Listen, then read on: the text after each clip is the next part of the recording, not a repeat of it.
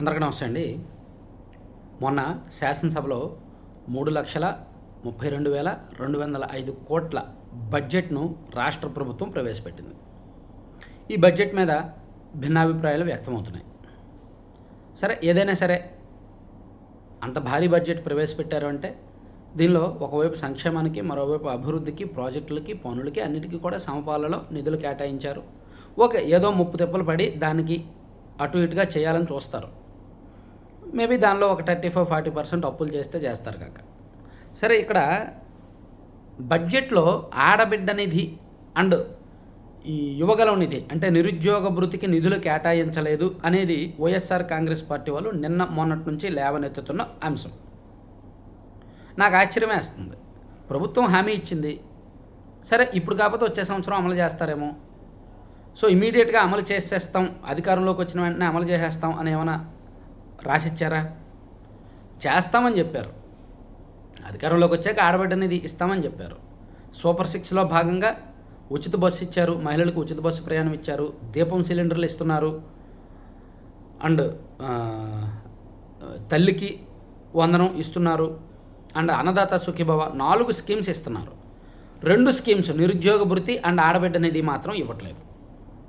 Maybe నేను అనుకోవడం వచ్చే సంవత్సరం, ఈ సంవత్సరం దసరా నుంచో లేదంటే వచ్చే ఆర్థిక సంవత్సరం నుంచి ఇస్తారేమో.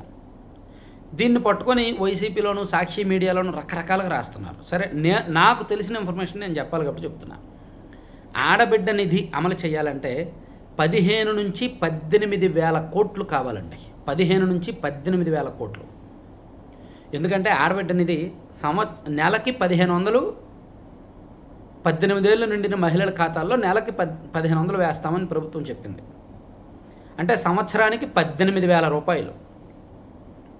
సుమారుగా ఈ 18 ఏళ్ళు నిండిన మహిళలు మన రాష్ట్రంలో సుమారుగా 2,20,00,000 నుంచి 2.5 కోట్ల వరకు ఉంటారు.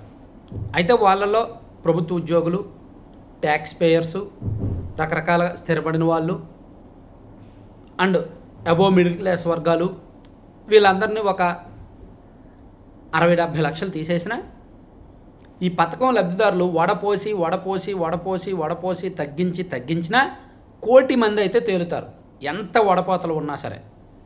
సో 1 కోటి మందికి నెలకి 1,500 చొప్పున సంవత్సరానికి 18,000 ఇవ్వాలి అంటే 18,000 కోట్లు కావాలి. ఇప్పుడు మన రాష్ట్రం ఉన్న పరిస్థితుల్లో అది అమలు చేయలేరు, కానీ హామీ ఇచ్చారు కాబట్టి తప్పించుకోలేరు.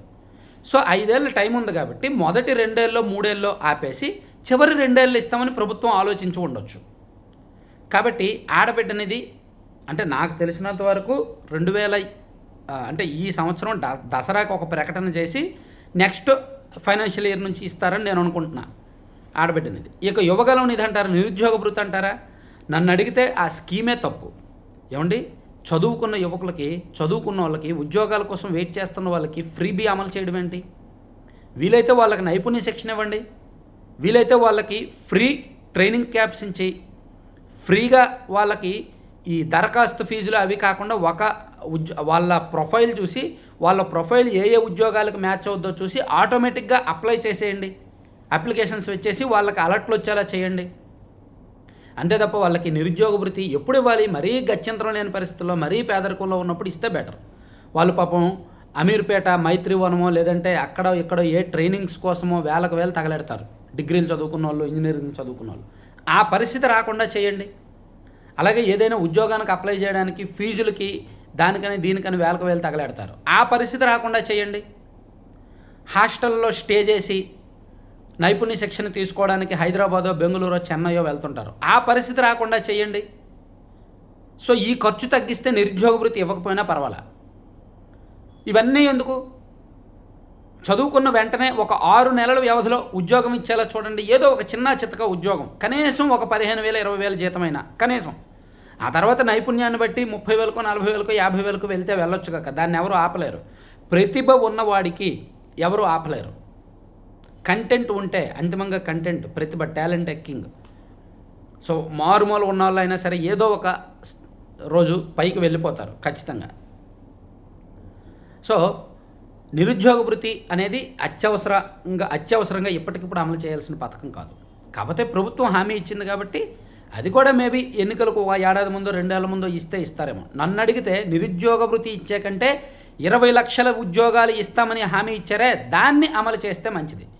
ఎవడైనా సరే రాష్ట్ర శ్రేయోభిలాషు అండ్ యువకుల శ్రేయోభిలాషి, ఈ నిరుద్యోగుల శ్రేయోభిలాషి ఎవరైనా సరే మీరు 20 లక్షల ఉద్యోగాలు ఇస్తామన్నారు ఇవ్వండి అని అడగాలి తప్ప మీరు నిరుద్యోగ భృతి ఇస్తామన్నారు ఇవ్వండి అని అడగకూడదు.